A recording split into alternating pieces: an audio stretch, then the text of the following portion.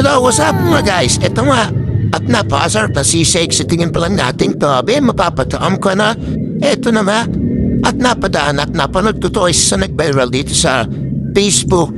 Ang not sisig dito sa bandang Imos. Grabe yun guys. At napakasarap. At tinantahan din namin talaga yan. Ayan. At dito banda, syempre, nakikita nyo. Babae lalagay talaga mong masarap talaga. Grabe itlog yun. Ayan, nandito na sa tabi ng Lazada. Tumatama at naghihintay na agis ng na order namin na sisig nuts. Grabe yun. Eto. Shit. Gusto na talaga kumain. O yan, napuluto na siya. Yan si Boys. Grabe si Boys pa lang yun, guys. Ulam na favorite ko yan si Boys sa putek. Grabe yun.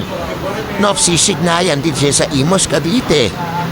Yan sa malapit dyan sa sa clinic.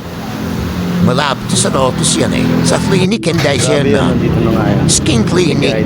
Grabe yan. Ito na nga.